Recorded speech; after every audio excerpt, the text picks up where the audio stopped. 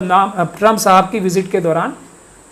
मोदी साहब का नाम बदनाम किया जाए। अच्छा। और उनको ये दिखाया जाए कि वो एक ताकतवर प्राइम मिनिस्टर नहीं है और वो अपने दिल्ली जैसे जो देश की राजधानी है वहाँ भी दंगे कंट्रोल करने की उनकी हैसियत या उनकी काबिलियत नहीं है। दिल्ली पुलिस ने इसमें खुल के जैसा रोल अदा किया कि खुद ही दंगे कर रही थी, वो खुद ही गोली चला रही थी, खुद ही आग लगा रही थी और खुद ही उकसा रही थी जो लोग भीड़ को उकसा रही एक किस्म से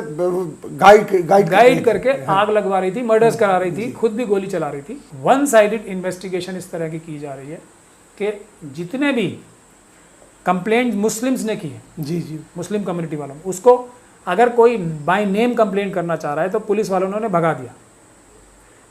अगर मर्डर्स भी हुए हैं, अगर बम लगा के घरों को उड़ाया भी गया है तो बाय नेम पुलिस ने मुस्लिम कम्युनिटी की तरफ से कंप्लेंट नहीं की, बल्कि ये कहा कि अगर तुम किसी का नाम लेके कंप्लेंट कराओगे तो हम तुम्हें उल्टा फंसा देंगे। ये सब फैक्चुअल रिकॉर्ड्स पे चीज़ें हैं जो मैं बोल रहा हूँ।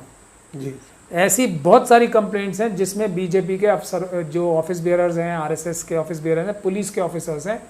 उनके नामजद कंप्लेंटें की गई हैं। उस पर पुलिस ने आज तक एफआईआर दर्ज नहीं की गई। उसमें ये तक बताया गया है कि किस तरीके से उन्होंने बमों से हमले किए, किस तरीके से उन्होंने ट्रकों में बम भर भर के लाए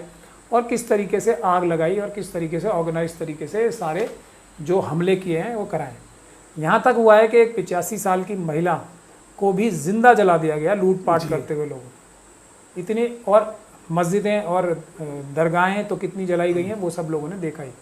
आरएसएस के कार्यकर्ताओं के खिलाफ कार्रवाई नहीं कर रही। जी बिल्कुल नहीं, बिल्कुल कार्रवाई नहीं कर रही है। नामजद कंप्लेंटों में एफआईआर दर्ज नहीं कर रही है। एफआईआर भी दर्ज कर ली है तो इन जो कंप्लेनेंट्स हैं उनको ही उल्टा डराया जा रहा है कि तुम अगर ज़्यादा इनको फॉलो करोगे केसेस को तो तुम्हें हम झूठे केसों में फंसा देंगे, या वो लोग जिन्होंने दंगे किए हैं वो आके कॉलोनीज़ में, मुस्लिम इलाकों में आके उनको अभी भी धमका रहे हैं कि तुम पुलिस में जाना बंद करो नहीं तो हम तुम्हें दोबारा जो है हमला करके सबको मार देंगे। हम लोगों का ऑफिस इस पे दिन रात काम कर रहा है और हम अभी तो कोर्ट बंद है, नहीं तो हम कोर्ट के माध्यम से ये सारी एफआईआर्स भी कराएंगे और इस कॉन्स्पिरेसी की तह तक जाएंगे और इसको 84 जैसा हाल नहीं बनने देंगे, इसको गुजरात जैसे दंगे नहीं बनने देंगे और इसको मुजफ्फरनगर जैसे भी हालात नहीं होने देंगे। और अगर हम इसको हिंदू मुस्लिम दंगा कहते हैं तो ये आरएसएस को फ़ायदा पहुंचाने के लिए ही होगा काम। ये बिल्कुल भी उस तरीके से दंगा नहीं है। कई महीने से जो ख़वातीन हैं, मुस्लिम ख़वातीन और दूसरे लोग भी, दलित और दूसरे पिछड़े तबके के लोग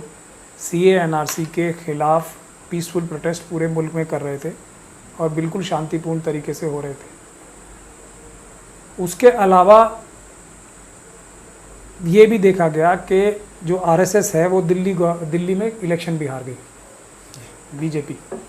और आरएसएस, बावजूद उसके कि उन्होंने उसको वही कम्युनल कलर देने की कोशिश की सीए एनआरसी के पीसफुल प्रोटेस्ट को भी। तो इसकी वजह से उन लोगों में बौखलाहट बहुत ज़्यादा थी, ख़ास तौर पे अपने आप को राजनीतिक चाणक्य जो कहते हैं अमित शाह साहब, उनमें। तो वो कोई ना कोई मौका ढूंढ रहे थे किस तरीके से इस सीए एनआरसी के प्रोटेस्ट को ख़त्म किया जाए। उसी साजिश के तहत, उसी प्लानिंग के तहत। और यहाँ एक चीज़ और बहुत ही हैरान कर देने वाली है जो ये दिखाती है साफ तौर पे कि बीजेपी में भी अंदरूनी तौर पे अब पावर स्ट्रगल बहुत ज़बरदस्त तरीके से हो रही है। अच्छा, ये बात भी इसमें इस दंगों में एक बात ये उभर के आई है, क्योंकि अगर सिर्फ निशाना मुसलमान ही होते, अगर सिर्फ मुसलमाना ये सीए एनआरसी का प्रोटेस्ट ही ख़त्म कराना होता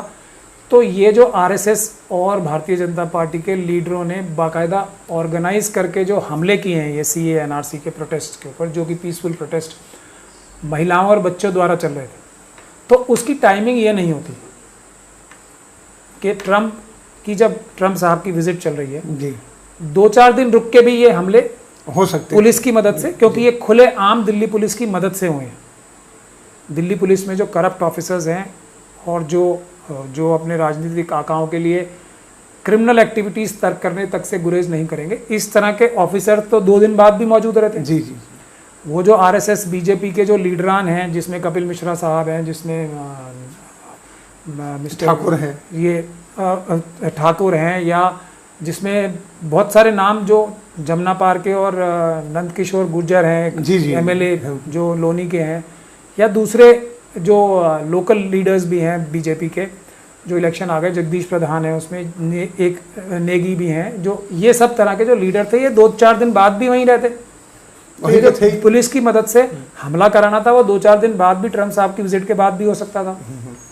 क्योंकि सुप्रीम कोर्ट ने भी उस दौरान, अगर आपको याद होगा, फरवरी में शाहीन बाग का जो प्रोटेस्ट हो रहा था उसमें पुलिस को एक्शन करने की इजाज़त नहीं दी थी। और वो प्रोटेस्ट जो है सुप्रीम कोर्ट में इन्होंने अपने ऑफिस बेयरर से ही पिटीशन भी लगा रखी थी कि हमें पुलिस एक्शन करने की इजाज़त दी जाए इसमें, तो सुप्रीम कोर्ट ने भी इजाज़त नहीं दी थी। तो अब एक ही रास्ता इनके पास था कि इस पे आरएसएस और बीजेपी के कार्डर्स मिलके और अपने जो गुंडा एलिमेंट्स इनके साथ हमेशा रहते हैं, विश्व हिंदू परिषद के, बजरंग दल के, वो इन पीसफुल प्रोटेस्ट पे हमला करें और इन लोगों का कत्लेआम करें जी। मगर बुनियादी बात यह है कि ये ट्रम्प साहब की विजिट का टाइम क्यों चुना गया? हाँ, तो ये पावर स्ट्रगल की तरफ इशारा करता है कि ट्रम्प साहब का नाम बदनाम, ट्रम्प साहब की विजिट के दौरान मोदी साहब का नाम बदनाम किया जाए। अच्छा। और उनको ये दिखाया जाए कि वो एक ताकतवर प्राइम मिनिस्टर नहीं है और वो अपने दिल्ली जैसे जो देश की राजधानी है वहाँ भी दंगे कंट्रोल करने की उनकी हैसियत या उनकी काबिलियत नहीं है। ये एक मैसेज, और दिल्ली पुलिस ने इसमें खुल के जैसा रोल अदा किया कि खुद ही दंगे कर रही थी, खुद ही गोली चला रही थी, खुद ही आग लगा रही थी और खुद ही उकसा रही थी, जो लोग भीड़ को उकसा रही थी, किस्म से गाइड करके आग लगवा रही थी, मर्डर्स करा रही थी, खुद भी गोली चला रही थी। तो ये सब काम अगर बाद में होता तो समझ में आता कि बीजेपी में कोई अंदर की टसल नहीं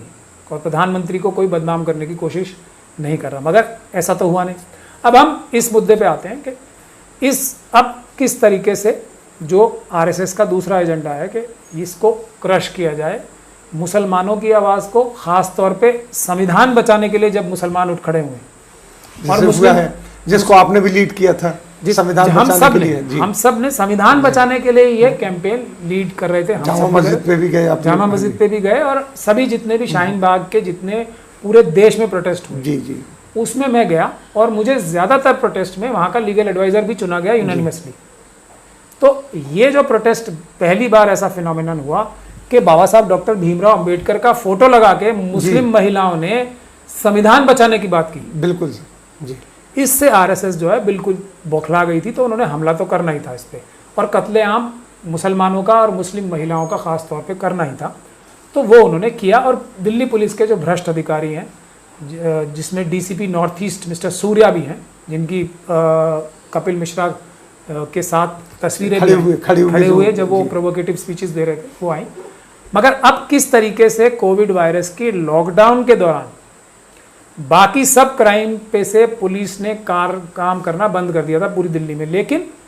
मुस्लिम कम्युनिटी के लोगों को अरेस्ट करना जी शुरू किया, घरों में रेड करना, इस हद तक जाके कि हालांकि पुलिस वालों को खुद को भी कोविड वायरस हो गया और उन्होंने बहुत सारे मुस्लिम एरियाज में जाके जो रेड्स किए हैं उस वजह से, क्योंकि पुलिस वाले तो सबसे ज़्यादा एक्सपोज्ड सिचुएशन में रहते हैं, तो बहुत से मुस्लिम एरियाज में जो देखा गया है कोविड वायरस अगर फैलेगा भी तो पुलिस की इन रेड्स की वजह से, क्योंकि पुलिस वाले स्पेशल सेल में देख लीजिए, जैसे आप क्राइम ब्रांच में देख लीजिए या दूसरे बहुत सारे थानों में देख लीजिए, बहुत सारे पुलिस के अफसरों को कोविड वायरस हो गया। उसके बावजूद भी ये रेड्स मुस्लिम इलाकों में जमुना पार के चलती रही और ज़बरदस्ती खींचतान करके लोगों को घरों में घुसा गया, लेडीज से बदतमीजी की गई। इस सब से कोविड वायरस भी फैलने के इम्कानात इन एरियाज़ में हैं। लेकिन बावजूद उसके पिक्चर निकल के क्या सामने आ रही है कि वन साइडेड इन्वेस्टिगेशन इस तरह की जा रही है कि जितने भी कंप्लेंट मुस्लिम्स ने की है, जी मुस्लिम कम्युनिटी वालों, उसको अगर कोई बाय नेम कंप्लेंट करना चाह रहा है तो पुलिस वालों ने भगा दिया। अगर मर्डर्स भी हुए हैं, अगर बम लगा के घरों को उड़ाया भी गया है, तो बाय नेम पुलिस ने मुस्लिम कम्युनिटी की तरफ से कंप्लेंट नहीं की, बल्कि ये कहा कि अगर तुम किसी का नाम लेके कंप्लेंट कराओगे तो हम तुम्हें उल्टा फंसा देंगे। ये सब फैक्चुअल रिकॉर्ड्स पे चीज़ें हैं जो मैं बोल रहा हूँ जी। ऐसी बहुत सारी कंप्लेंट्स हैं जिसमें बीजेपी के अफसर, जो ऑफिस बेयरर्स हैं, आरएसएस के ऑफिस बेयरर्स हैं, पुलिस के ऑफिसर्स हैं, उनके नामजद कंप्लेंटें की गई हैं। उस पर पुलिस ने आज तक एफआईआर दर्ज नहीं की गई। उसमें ये तक बताया गया है कि किस तरीके से उन्होंने बमों से हमले किए, किस तरीके से उन्होंने ट्रकों में बम भर भर के लाए और किस तरीके से आग लगाई और किस तरीके से ऑर्गेनाइज तरीके से सारे जो हमले किए हैं वो कराए। इसके बावजूद भी पुलिस ने इन लोगों के खिलाफ कोई कार्रवाई नहीं की। सिर्फ एक केस में 16-17 आरएसएस के जो ऑफिस बेयरर्स हैं या उनके एक्टिव मेंबर्स हैं उनको अरेस्ट किया गया, सिर्फ एक केस में मर्डर के। यहाँ तक हुआ है कि एक 85 साल की महिला को भी जिंदा जला दिया गया लूटपाट करते हुए लोगों। इतनी, और मस्जिदें और दरगाहें तो कितनी जलाई गई हैं वो सब लोगों ने देखा ही। तो ये तो एक साइड हो गई। दूसरी तरफ पुलिस जो है, जो आरएसएस के कार्यकर्ता ही है ज़्यादा जो नॉन मुस्लिम्स हैं, आरएसएस के कार्यकर्ताओं के खिलाफ कार्रवाई ही नहीं कर रही है। जी बिल्कुल नहीं, बिल्कुल कार्रवाई नहीं कर रही है। नामजद कंप्लेंटों में एफआईआर दर्ज नहीं कर रही है, एफआईआर भी दर्ज कर ली है तो इन जो कंप्लेनेंट्स हैं उनको ही उल्टा डराया जा रहा है कि तुम अगर ज़्यादा इनको फॉलो करोगे केसेस को तो तुम्हें हम झूठे केसों में फंसा देंगे, या वो लोग जिन्होंने दंगे किए हैं वो आके कॉलोनीज़ में, मुस्लिम इलाकों में आके उनको अभी भी धमका रहे हैं कि तुम पुलिस में जाना बंद करो, नहीं तो हम तुम्हें दोबारा जो है हमला करके सबको मार देंगे। इस तरह के हालात जो अभी दिल्ली में चल रहे हैं, लेकिन हम लोगों का ऑफिस इस पे दिन रात काम कर रहा है। और हम अभी तो कोर्ट बंद है, नहीं तो हम कोर्ट के माध्यम से ये सारी एफआईआर्स भी कराएंगे और इस कॉन्स्पिरेसी की तह तक जाएंगे और इसको 84 जैसा हाल नहीं बनने देंगे, इसको गुजरात जैसे दंगे नहीं बनने देंगे और इसको मुजफ्फरनगर जैसे भी हालात नहीं होने देंगे। बावजूद इसके कि पूरी ताकत से पुलिस के भ्रष्ट अधिकारी कोशिश कर रहे हैं, लेकिन एक आध जो भी अफसर ईमानदार है और उस ईमानदार अफसर की बदौलत अभी भी कार्रवाई हुई है, लेकिन हम कोर्ट के माध्यम से भी इनके खिलाफ एक्शन कराएंगे। ऐसा हम वादा कर रहे हैं आप लोगों से। हम पूरी ताकत से इस काम पे लगे हुए कि इसमें इंसाफ हो और लोगों को इबरतनाक सज़ा मिले, ताकि ये जो आरएसएस के और बीजेपी के जो कार्यकर्ता हैं पुलिस की मदद से जो इनको हौसला मिल के ये जो करते हैं, ये ऐसे कारनामे दोबारा अंजाम ना दे सकें।